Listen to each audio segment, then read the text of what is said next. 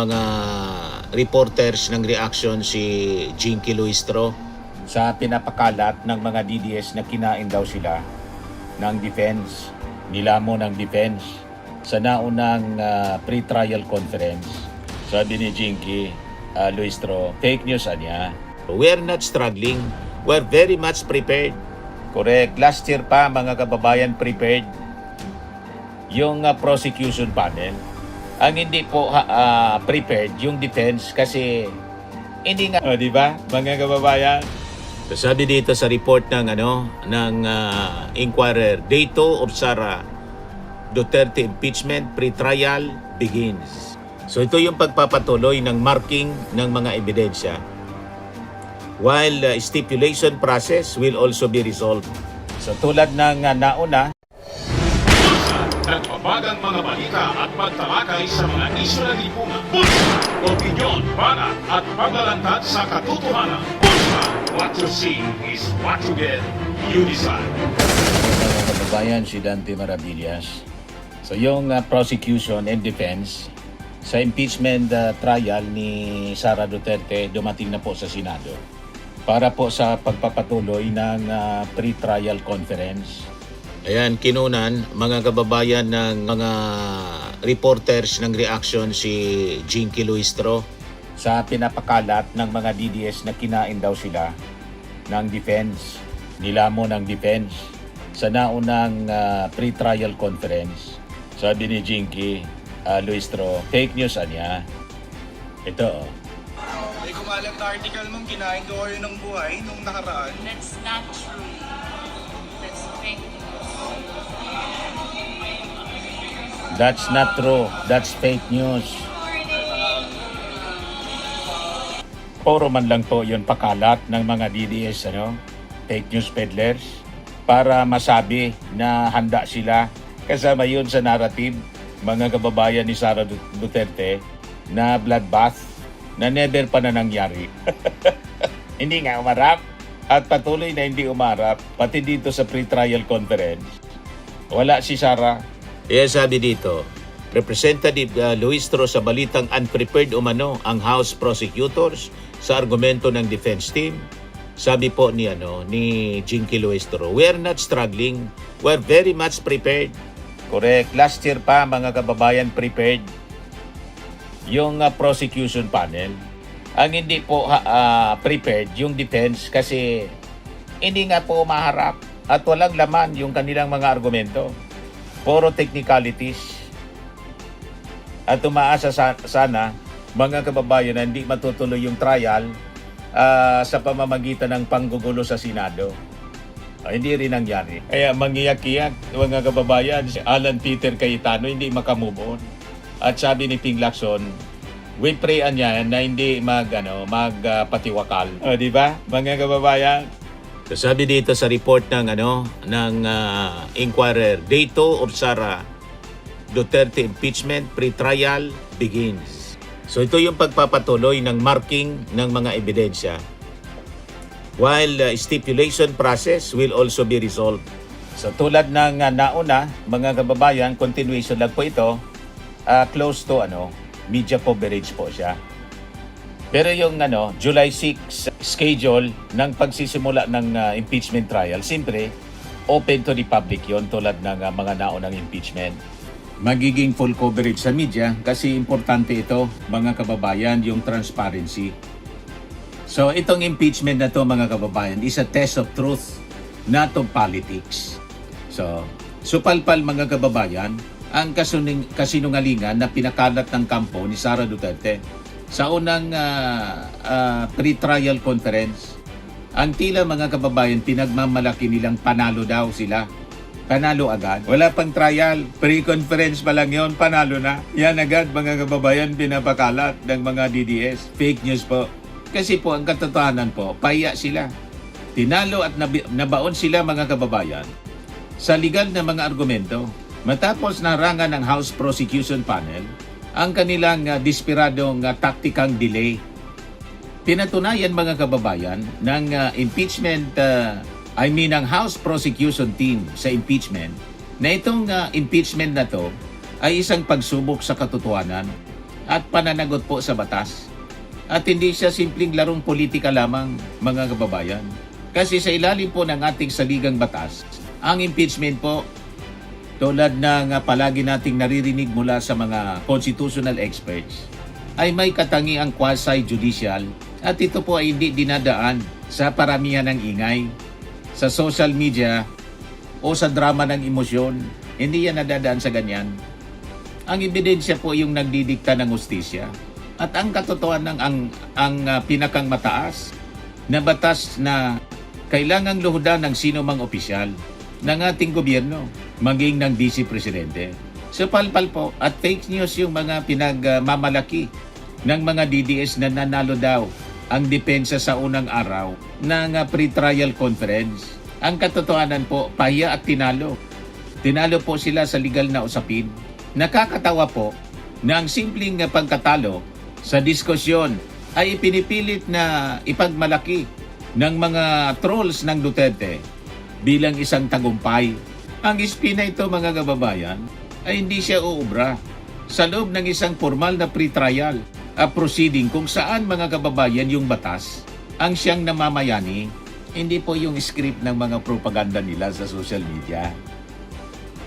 Matagumpay po na hinarangan ng lead prosecutor na si Jinky Luistro ang maruming taktika ng delay ng kampo ni Sara Duterte na gusto nilang pahabain pa yung pre-trial para para maiurong pa ang simula ng impeachment trial na naka-schedule na po sa July 6, 2026. Bilang isang bihasang abogado, alam na alam po ni Jinky Luistro ang amoy ng dilatory tactics. Obra sila ka, Jinky. Napakagaling na abogada. Ang mabilis at matalas niyang pagsupil sa naging tangka, mga kababayan, ng defense ay pagpapakita lamang ng mastery niya sa remedial law. Hindi niya po inayaang ma-hijack ng kabilang panig po yung timeline ng hostisya para sa ating sambayanang Pilipino. Bagamat ipinagsigawan, mga kababayan, ng mga abogado ni Duterte na handa sila sa paglilitis, napatunayan pong kasinungalingan lang ito dahil po ang pilit nilang pagpapahaba sa stipulation of facts, malinaw pong palatandaan na hindi sila handa. Sila at ill-prepared. Ayan ang katotohanan yan. Kung totoo kasi, mga kababayan, na handa sila at malinis ang konsensya ng kanilang kliyente, bakit sila naghanap ng butas para patagalin yung proseso? Di ba dapat mas pabor sila na mapabilis yung trial para agad makapagdesisyon kung baga convicted or acquittal ang sentensya kay Sara Duterte, di ba? Kasi po, ang taong walang kasalanan, ang taong walang itinatago, ready po na harapin ang anumang paglilitis. Tama?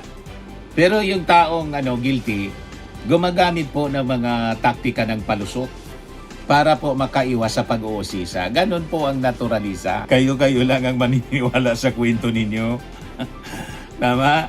Isinubukan po ng mga abogado ni Sara na palubigin at pahabain ang mga bagay na napagkasunduan na. Isa siyang malinaw na despiradong galaw para makakuha ng dagdag na oras at sa katakasan yung formal na paglilitis. Ganon lang yon, mga kababayan, buying time, ika nga. Ang pilit na pag-expand, mga kababayan, sa stipulation of facts ng defense ay isang classic tactics para lituhin yung hukuman at ubusin lang yung oras ng paglilitis. Malinaw po siyang pang-aabuso sa proseso ng pag-aayos ng mga issue upang pilit na maiurong yung pagbubukas ng formal trial. Naka-schedule na po siya kasi July 6. Di ba? So ayon sa mga nakalap nating ulat, nakuha ng panig ni Luistro ng prosecution panel ang resulta ng kanilang ninais. Iginit po ng House Prosecutors na ang layunin ng pre-trial ay linawin yung mga issue at hindi para ulitin yung mga ebidensya ng kabilang panig. Tagumpay po yung prosecution dahil nanatili silang tapat sa Rule 18 ng Rules of Court, ang padaliin at pabilisin ang takbo ng kaso sa pamamagitan po ng pag-streamline doon sa mga sa mga issue. So ang pagbasura mga kababayan sa hirit ng depensa, patunay po siya na ang prosekusyon ang may kontrol sa legal na direksyon ng kasong ito. Tama po yung ating mga analysis, mga kababayan. Ganun lang siya.